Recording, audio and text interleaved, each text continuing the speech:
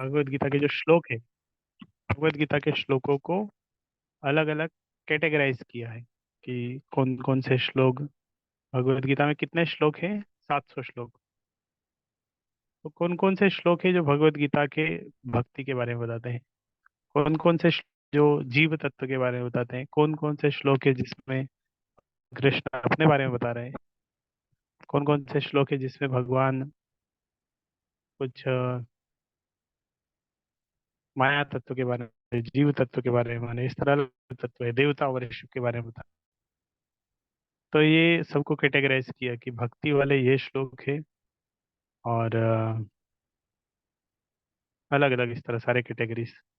तो कुल मिला के हमारे पास लगभग 200 श्लोक है, और 200 श्लोक के अलग अलग कैटेगरी, एक है भक्ति तत्व से रिलेटेड, कृष्ण तत्व से रिलेटेड, विभूति तत्व, माया तत्व, गुण, जीव तत्व, कर्म तत्व, मानस, सद्गुण और।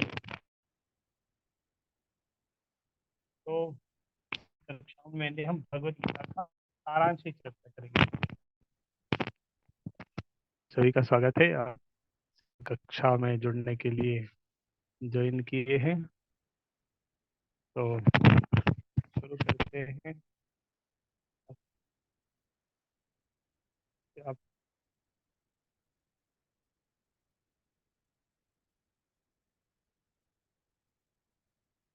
हम सबसे पहले भक्ति तत्व से शुरू करेंगे। तो आप सोचते हैं थोड़ा थोड़ा बीच में कुछ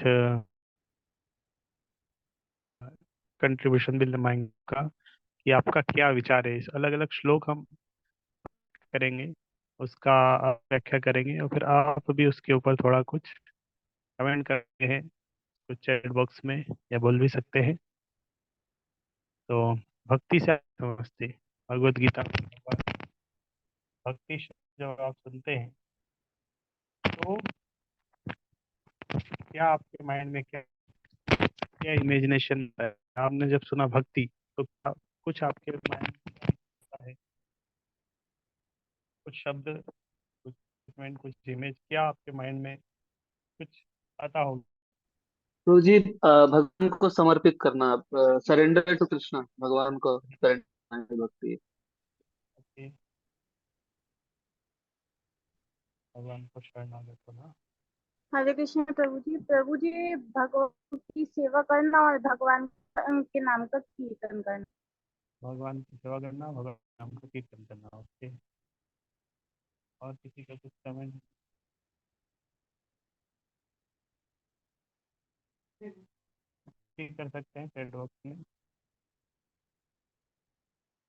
अलग अलग हम श्लोक की चर्चा करेंगे, और भगवान का स्मरण कर, उनकी आभा, उनका स्वरूप, बार बार भगवान का रूप का स्मरण करना, नाम से करना। ओके, सब भक्ति के अंदर आ जाते हैं। भक्ता में 700 श्लोक है, और श्लोक में सबसे ज्यादा भक्ति के बारे में किस श्लोक में भगवान ने बताया, अध्याय में बताया? कौन बता सकते हैं? 18 श्लोक, 18 अध्याय है भगवत गीता में। तो सबसे ज्यादा भक्ति के बारे में कौन से अध्याय में बताया 9th चैप्टर प्रभु जी। है? तो पहला श्लोक हमारा 9 चैप्टर से है। तो 9वें अध्याय में भगवान ने सबसे ज्यादा भक्ति के बारे में बताया है।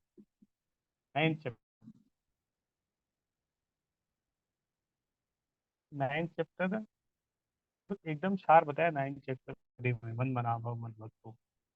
तो 9 चैप्टर भगवत गीता का मिडिल है एक तरीके से, क्योंकि 18 अध्याय, 18 में 9 जो 9वां अध्याय है वो बीच में आता है।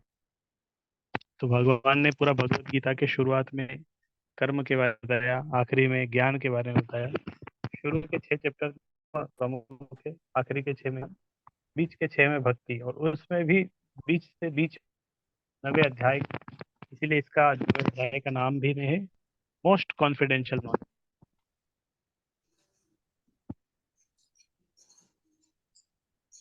तो शुरू करते हैं। हम अलग अलग श्लोक इस तरह पढ़ेंगे जो कि भगवत गीता के भगवत गीता से हैं, लेकिन ये श्लोक भक्ति के बारे में बताते हैं। पहला श्लोक है, महात्मानं मां पार्थ देवीं प्रकृतिमाश्रितः भजन्ते अनन्य मनसो ज्ञात्वा भूतादिमव्ययम्। महात्मा मां पार्थ देवीं प्रकृतिमाश्रितः। इस श्लोक में भगवान बोलते हैं कि जो जो महात्मा है, महात्मा, एक तो इस श्लोक से हमें महात्मा शब्द का परिभाषा पता चलता है कि कौन महात्मा है। महात्मा वो है जिसने भगवान की देवी प्रकृति का आश्रय दिया। देवी प्रकृति मतलब भगवान की अंतरंगा शक्ति।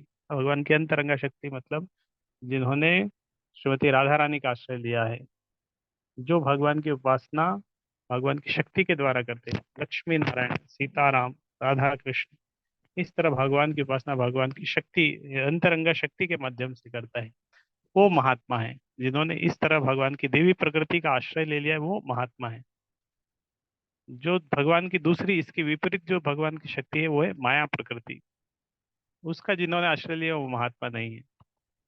महात्मा अंश तो, महात्मा शब्द किसको हम बोल सकते हैं? किसी को क्या आ, इसका उपाधि नहीं दे सकते हम हर किसी को। गीता के अनुसार महात्मा वही है जिन्होंने भगवान की देवी शक्ति का आश्रय लिया है।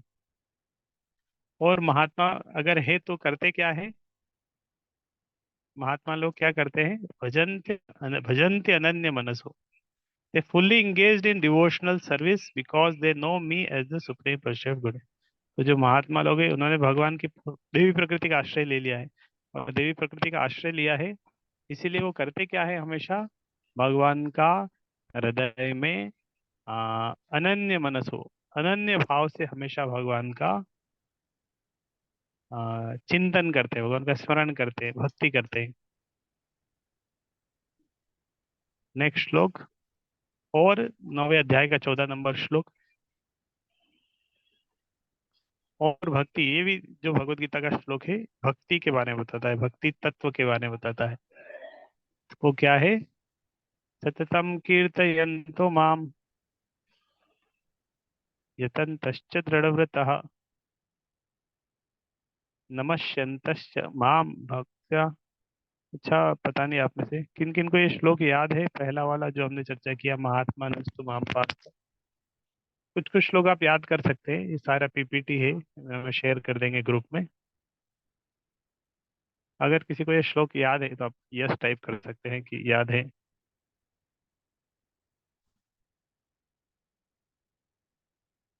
किसी को नहीं याद है?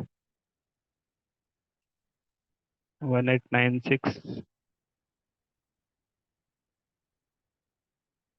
ठीक है, पढ़ते रहेंगे, याद हो जाएगा। महात्मा नस्तु माम पार्थ देवीं प्रकृतिम आश्रितः भजन्ते अनन्य मनसो ज्ञात्वा भूतादिम अव्ययम। नेक्स्ट श्लोक, सततम कीर्तयन्तो माम यतन्तश्च दृढ़व्रतः नमस्यन्तश्च माम भक्त्या नित्य युक्ता उपासते।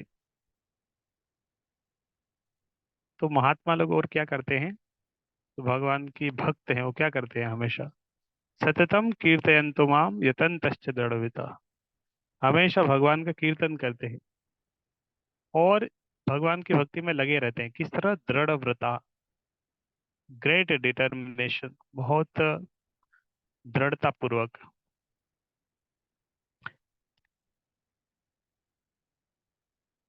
सततम कीर्तयन्तो माम यतन्तश्च दृढ़व्रतः नमस्यन्तश्च माम भक्त्या नित्य युक्ता उपासते है। सततम कीर्तयन्तो माम, तो भक्ति के बारे में और इस भगवान ने श्लोक में विशेष रूप से बता रहे हैं कि वो हमेशा सततम कीर्तयन्तो, मेरा कीर्तन करते हैं और मेरी भक्ति में लगे रहते हैं, प्रयास में लगे रहते हैं, दृढ़ता, डिटर्मिनेशन के साथ।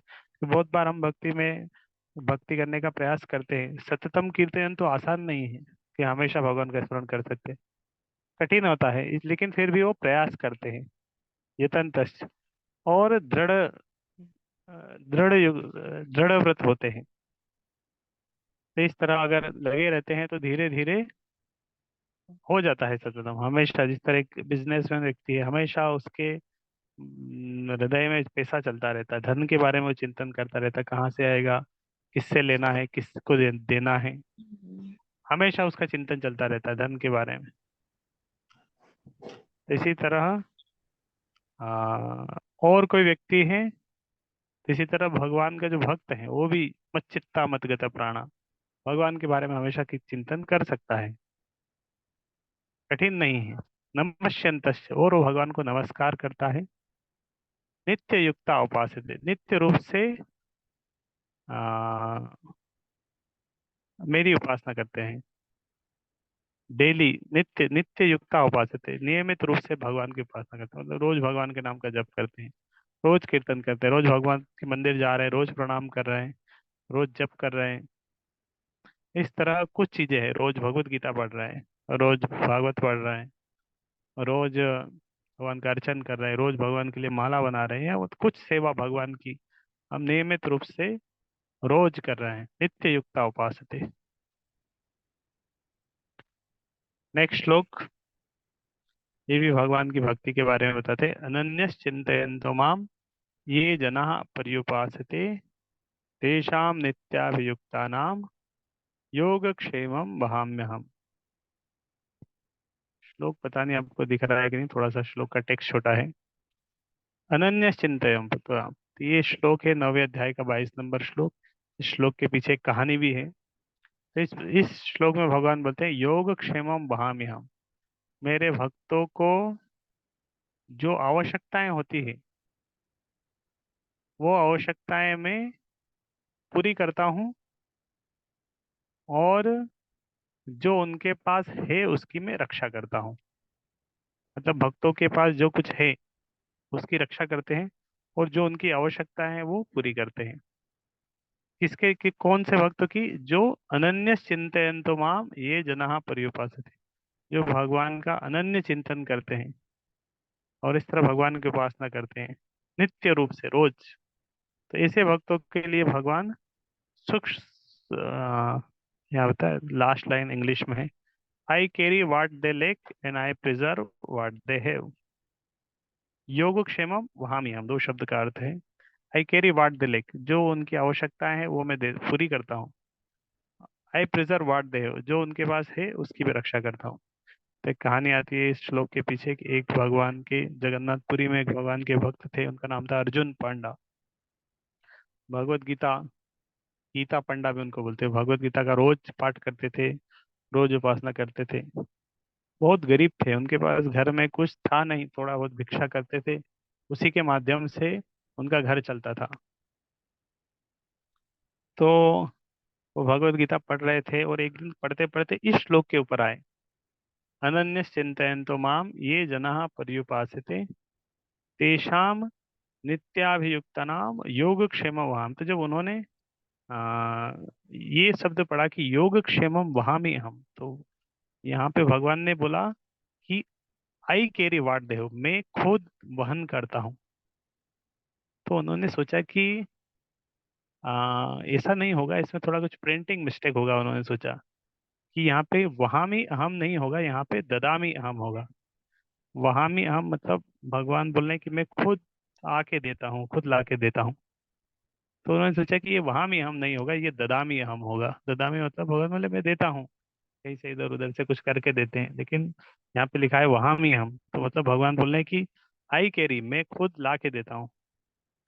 तो उन्होंने सोचा कि ये तो कुछ प्रिंटिंग मिस्टेक है, तो उन्होंने इसके ऊपर कट कर दिया, वहामी हम को कट कर दिया।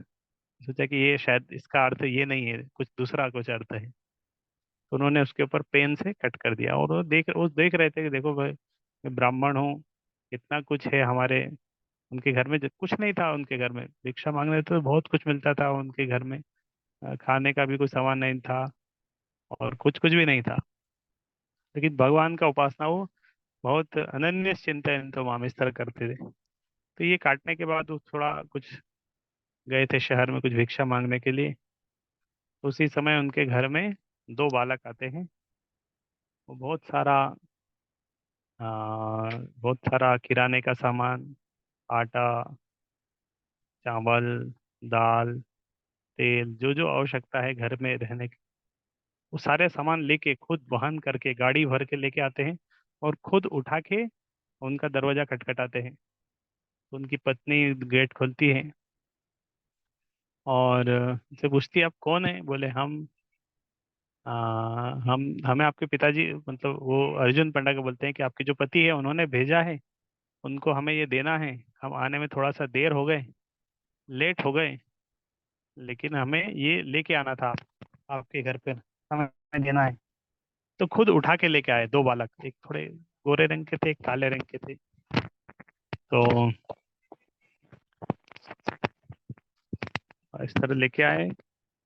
तो उसकी पत्नी ने बोला कि ठीक है, रख दो। तो सामान अंदर रखने गए, धीरे धीरे बहुत सारा सामान है, पूरा घर भर गया उनका।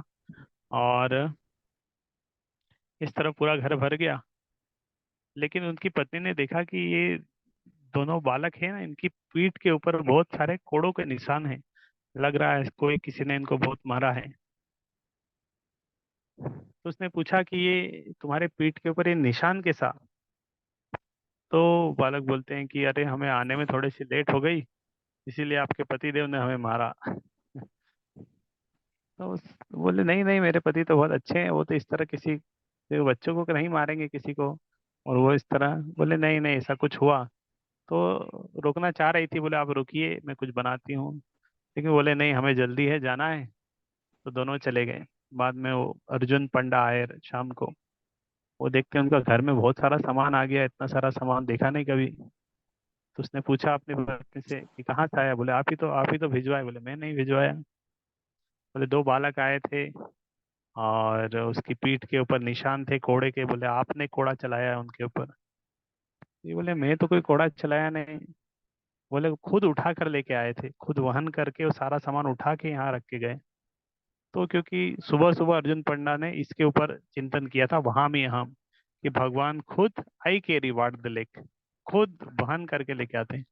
तो उनको फिर ये श्लोक याद आया कि अच्छा अच्छा, मैं सुबह इस श्लोक के ऊपर चिंतन कर रहा था और भगवान यहाँ पर खुद आए स्वयं, कृष्ण बलराम दोनों आए। और जो जो आवश्यकताएं थी वो आवश्यकताएं देके पूरी करके गए। और फिर उन्होंने अपनी भगवत गीता खोली जिसके ऊपर उन्होंने कट करके दिया था। फिर देखा था कि वो जो क्रॉस लगाया था उन्होंने, वो क्रॉस मिट गया था। तो ये इस श्लोक के ऊपर छोटी सी कहानी है। तो ये भक्ति तत्व का एक श्लोक है कि भगवान अपने भक्तों की रक्षा करते हैं, उनकी जो आवश्यकताएं हैं वो पूरी करते हैं, जो उनके पास है उसकी रक्षा करते हैं। और एक और श्लोक है भक्ति के बारे में, पत्रम पुष्पम फलम तो यम यो मे भक्त्या प्रयच्छति तदहम भक्ति उपहृतम अश्नामि प्रयतात्मनः। तो इसमें भगवान बोलते हैं कि भक्ति कितनी सरल है, कठिन नहीं है, बहुत सरल है। कितनी सरल है, पत्रम पुष्पम फलम। तो अगर तो मेरी कोई मुझे कोई पत्र, पुष्प, फल या जल कुछ भी अर्पण करता है, तदहम भक्ति उपहृतम। भगवान बोले हैं कि मैं आ, जो भी मुझे कोई अर्पण करता है, तदहम भक्ति उपहृतम, मैं उसे ग्रहण करता हूँ। और किस तरह मेनली किसको मतलब भक्ति उपहृत, जिस भाव से मुझे अर्पण कर रहा है वो भाव को मैं ग्रहण करता हूँ, प्रयतात्मनः। तो भक्ति बहुत सरल है, कोई कठिन नहीं है। ये कितना सरल है, भगवान को एक पत्र, तुलसी पत्र अर्पण करना है, पुष्प अर्पण करना है, फल अर्पण करना है, जल अर्पण करना है। लेकिन करना किसके साथ है? आ, प्रेम से करना है। तदहम भक्ति उपकृतम, अगर प्रेम से अर्पण करते हैं तो मैं उसे ग्रहण करता हूँ। तो ये श्लोक बहुत सरल है और बहुत ऐसा श्लोक है भगवत गीता का, इस श्लोक आप कोट कर सकते हैं। और भगवान की भक्ति कितनी सरल है और सभी के लिए है। गरीब भी कर सकता है, अमीर भी कर सकता है। पत्र पुष्प फल तल सब फ्रीली उपलब्ध है। तो हर कोई इस तरह भगवान की भक्ति कर सकता है। और क्या करना चाहिए भक्ति में? तो एक श्लोक में भगवान बोलते हैं 9वें अध्याय में, यत करोषि यदस्नासि यज्जुहोषि तदासि यत यत तपस्यसि कौन्तेय तत्कुरुष्व मदर्पणम। यत करोषि, भगवान बोले तुम जो कुछ करते हो, जो कुछ खाते हो, जो कुछ अर्पण करते हो, जो तपस्या करते हो, यत तपस्यसि। तो भगवान बोले कि सबको मेरी तरफ ये तत्कृष्ण मदर्पण, मुझे अर्पित करते हुए करो। जो करते हो भगवान को अर्पण करो। जो खा रहे हो, सरल है, जो खा रहे हैं भगवान को भोग लगाएंगे, प्रसाद के रूप में ग्रहण कर रहे हैं। तो इस तरह जो कुछ हमारे क्रियाकलाप है उसको अगर हम भगवान से जोड़ देंगे, तत्कृष्ण मदर्पण, भगवान को अर्पण करते हुए करेंगे, तो ये भक्ति है। एक और बहुत महत्वपूर्ण श्लोक है, 9वें अध्याय का है, 30 नंबर श्लोक। कभी कभी लोग सोचते हैं कि अरे हम भगवान की भक्ति कैसे करें, हम तो बहुत पापी हैं, बहुत पाप किए हमने और बहुत पापी है। तो इस स्थिति में क्या करना चाहिए? तो इस केस में भगवान इस श्लोक में बोल रहे हैं, तो थोड़ा सा श्लोक क्लियरली बता देते हैं।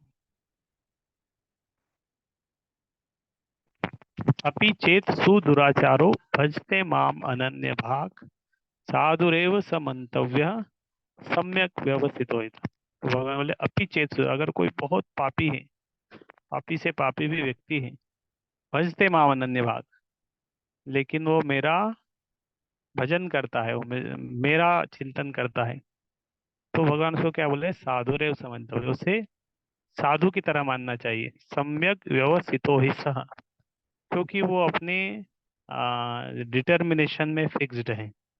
वो अपने, क्योंकि यहाँ होता है कि भजते माम अनन्य भाव, अनन्य भाव से अगर वो मेरा चिंतन कर रहा है, तो क्या आप इस तरह के किसी पापी व्यक्ति, किसी व्यक्ति, कोई आपके माइंड में इस तरह कोई एग्जाम्पल आपको याद है जिसमें कोई व्यक्ति था जिसने बहुत, जो पापी पापी था, लेकिन उसके ऊपर ये श्लोक लागू होता है, जो भगवान की भक्ति करके बाद में भगवान का भक्त बन गया? तो एक आंसर आया अजामिल। तो अजामिल, हाँ यस, अजामिल भक्त था, फिर पापी बन गया, फिर भक्त बन गया। इन तीनों स्टेज है उसकी लाइफ में, अजामिल, और जो बहुत पापी था, मृग मृगारी ब्रगारी भी एक मृगारी उदाहरण है। प्रभु जी ब्रगारी, जगाई मधाई। जगाई मधाई भी है, यस। मृगारी तो शिकारी था, तड़पा तड़पा के जानवरों को मारता था, लेकिन बाद में वो चलने में भी बहुत सावधानी पूर्वक चलता था कि एक चींटी के ऊपर भी पाव ना लगे। तो इतना इतना हृदय दया आ गया था उसके हृदय में, मृगारी। जगाई मधाई भी सबके ऊपर बहुत पाप किए। बाद में उन्होंने नवद्वीप में एक घाट बनाया, जगाई मधाई घाट, जगाई घाट। वो लोगों के हाथ में पत्थर देते थे, जो लोग आते थे उधर घाट पे स्नान कर, उनको बोलते थे कि अरे हमने बहुत पाप किए हैं, अपराध किए आपके प्रति, आप ये पत्थर लीजिए, आप हमें मारिए सर। इस तरह हृदय शुद्ध हो गया उनका। एक और वाल्मीकि, जो रत्नाकर थे पहले, बाद में। तो ये श्लोक सबके ऊपर लागू होता है। तो इस तरह ये श्लोक पढ़ने से भक्ति की आशा है सभी के लिए, हर कोई व्यक्ति भगवान का भक्त बन सकता है। यहाँ पे भगवान ने बोले even if one commits the most abominable action, कोई चांडाल भी क्यों ना हो। इस तरह एक श्लोक आता है, चांडाल अपनी द्विज श्रेष्ठ हरि भक्ति परायण, अगर चांडाल भी है लेकिन वो हरि भक्ति करने लगा तो ब्राह्मण से श्रेष्ठ हो सकता है। तो भक्ति की कितनी शक्ति है वो इस श्लोक से पता चलती है। तो भक्ति की शक्ति पापी के व्यक्ति को बहुत पुण्यवान बना सकती है। इस तरह बताते हैं कि एक कृष्ण नाम जतो पाप हरे, कोनो पापीर शक्ति नहीं ततो पाप करे। एक कृष्ण भगवान का नाम में इतनी शक्ति है कि किसी पापी में इतनी शक्ति नहीं है कि उतना पाप कर पाए, मतलब कितना ही पाप क्यों न किया हो, एक कृष्ण का नाम सही से उच्चारण करेगा बिना अपराध के, तो उसके सारे पाप धुल जाएंगे। तो ये श्लोक भी भक्ति तत्व का श्लोक है भगवत गीता का। नेक्स्ट हम चर्चा कर रहे हैं उसी के बारे में, 31 श्लोक, 30 नंबर श्लोक है ना, इसके बाद 31 नंबर श्लोक में भगवान उसी के बारे में बताते हैं। क्षिप्रम भवति धर्मात्मा शाश्वत शांति निगच्छति, कौन्तेय प्रति जाने ही नामे भक्ता प्रणश्यति। तो भगवान उस व्यक्ति के बारे में बोलते हैं कि जो पापी है लेकिन अब भगवान की भक्ति शुरू कर दिया है। तो पापी है, अभी भगवान की भक्ति शुरू कर दिया है, तो शाश्वत शांति निगच्छति, वो भक्त बन जाएगा। जिस तरह मान लो एक पंखा है, पंखा है, उसका हमने स्विच बंद कर दिया है, लेकिन स्विच बंद करने के बाद भी पंखा घूम रहा है, तो क्या बोलना चाहिए कि पंखा बंद हुआ कि नहीं?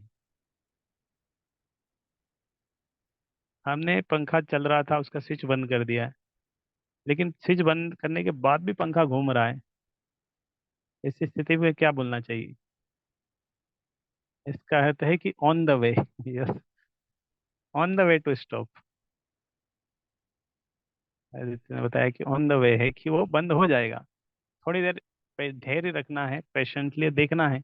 हम देखेंगे पंखे की धीरे धीरे स्पीड कम होगी, कम होगी, कम होगी और कम होगी, एक समय वो रुक जाएगा। इसी तरह हमारे पाप का पंखा बोल सकते हैं, या पाप की प्रवणता बोल सकते हैं, पाप की संस्कृति बोल सकते हैं। भक्ति करने से वो धीरे धीरे धीरे धीरे धीरे धीरे धीरे रुक जाती है। इसका एक और उदाहरण बताते हैं कि मान लो एक जगह बहुत गंदगी थी एक जगह पर, और गंदगी होने के कारण उस जगह पर बहुत बदबू आ रही थी। अब हमने क्या किया, वहाँ की गंदगी को हटा के फेंक दिया, या मल एक जगह था उसको उठा के फेंक दिया। लेकिन फिर भी क्योंकि वो पहले वहां पे रखा था, इसलिए थोड़ी तो उसकी खुशबू रहती है वातावरण में, थोड़ी देर वो रहती है, लेकिन थोड़ी देर बाद वो चली जाती है, क्योंकि उसको वहां से फेंक दिया है, उसका प्रोसेस रुक गया है। तो ये भगवान इसी श्लोक में बोलते हैं कि क्षिप्रम भवति धर्मात्मा शाश्वत शांति निगच्छति कौन्तेय प्रति जाने ही न में भक्त प्रणश्यति। तो वो व्यक्ति भगवान का भक्त बन जाएगा। एक और उदाहरण याद आया। मान लो एक व्यक्ति कीचड़ में गिर गया है, रास्ते में जा रहा था, कीचड़ में गिर गया। अभी कीचड़ में गिरने के बाद वो जाके एक नल के नीचे बैठ गया, और ऊपर से उसने नल चालू कर दिया। तो एक व्यक्ति है जो कीचड़ में है, पूरा कीचड़ में है, गंदा है, लेकिन उसके ऊपर नल भी चल रहा है, उसने नल चालू करके नल के नीचे बैठ गया है। ऐसे व्यक्ति को देख के हमें क्या बोलना चाहिए? अरे तुम गंदे व्यक्ति हो, कीचड़ में, ऐसा बोलना चाहिए? तो वो तो सही सही है अगर बोलेंगे कि अरे तुम गंदे हो, कीचड़ में हो, क्या हालत बना है, कपड़े खराब है, नहीं सब नहीं, धीरे लगो, धीरे साफ हो जाएगा। धीरे धीरे समझ। हाँ, तो हमें क्या देखना पाप चाहिए? पाप भी धीरे कि धीरे साफ हो जाएगा। हमें कीचड़ नहीं देखना चाहिए, हमें क्या देखना चाहिए? ऊपर जो नल चल रहा है ना, वो देखना चाहिए कि नहीं, ये नल के नीचे बैठा है, हो सकता है वो कीचड़ में है, लेकिन वो नल के नीचे बैठा है, मतलब वो शुद्ध हो जाएगा, प्रोसेस में आ गया है। तो भगवान इसलिए यहाँ पे बोलता है क्षिप्रम भवति धर्मात्मा शाश्वत शांति निगच्छति कौन्तेय प्रति जाने ही नामे भक्ता प्रणश्यति। तो अर्जुन से, नेक्स्ट श्लोक में भगवान ने क्या बोला? अर्जुन से बोला कि कौन्तेय प्रति जाने, है अर्जुन, तुम क्या करो, अनाउंस कर दो, न में भक्त प्रणश्यति, मेरे भक्तों का कभी विनाश नहीं होता, क्योंकि तुम अगर कुछ बोलोगे तो मैं उसकी, मैं उन शब्दों का वो करूंगा, वो शब्द कभी वो नहीं होंगे। मैं अगर बोलूंगा मेरे भक्तों का विनाश नहीं होता, तो मैं कभी कभी अपने बातों से पलट भी जाता हूँ। लेकिन अर्जुन, तुम अगर बोलोगे तो मैं तुम्हारे वचनों को कभी टलने नहीं दूंगा। इसलिए भगवान ने अर्जुन से बोला कि तुम इस तरह अनाउंस कर दो, ना मैं भक्त प्रणश्यति। तो यार आखिरी श्लोक 9वें अध्याय का, जो भक्ति तत्व से रिलेटेड है, इसमें भगवान 9वें अध्याय का लास्ट श्लोक में अर्जुन को सार बताते हैं। क्या है? मन मना भव मद्भक्तो मद्याजी माम नमस्कुरु, मामे वेश्यसि युक्त्वेवम् आत्मानं मत्परायण, engage your mind always in thinking of me, become my devotee, offer obeisances unto me and worship me। तो भगवान बोले, मन से मेरा चिंतन करो, मेरे भक्त बनो, मेरी पूजा करो और मुझे प्रणाम करो। बस यही करना ही भक्ति है। सरल है कि कोई भी कठिन नहीं, मन से भगवान का चिंतन करना है, भगवान का भक्त बनना है, प्रणाम करना है, पूजा करना है। ये करने से भगवान बोल रहे हैं कि you will surely come to me, तुम निश्चित रूप से मेरे पास आओगे। तो ये भगवान के भक्ति प्रवेश। और 9वें अध्याय का जो 34 नंबर श्लोक है, विशेष रूप से ये वाली लाइन, मन मनाभव मद भक्तो मद्याजी माम नमस्कुरु, ये लाइन भगवान ने भगवत गीता में 2 बार बताई। बाकी कोई सी भी लाइन ऐसा नहीं है कि जो रिपीट किया भगवान ने, कि फिर से डबल बार बोला। लेकिन चूंकि ये सार है, एसेंस है भगवत गीता का, तो 9वें अध्याय के आखिरी में बताया। फिर सेम सेम श्लोक 18वें अध्याय में भी बताया।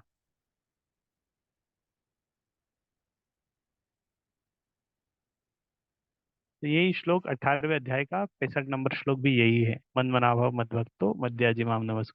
तो 2 बार ये श्लोक भगवान ने बताया। और भी कुछ श्लोक है भक्ति तत्व। ऑलरेडी 30 मिनट्स हो गया, आज हम इसको यही करते हैं। भक्ति तत्व के और 10-15 कंटिन्यू करेंगे। कल कंटिन्यू करके धीरे धीरे भक्ति तत्व के बाद फिर दूसरे तत्व के श्लोक चर्चा करेंगे। तो ये एक तरीके से भगवत गीता की क्लास ही है, लेकिन थोड़े कैटेगराइज के साथ। हरे कृष्ण कृष्ण कृष्ण हरे हरे कृष्ण प्रभु राम। जी, दंडवत प्रणाम। किसी को कुछ कमेंट क्वेश्चन प्रश्न है पूछ सकते हैं, फीडबैक दे सकते हैं। बहुत सारे लोग नए आए हैं।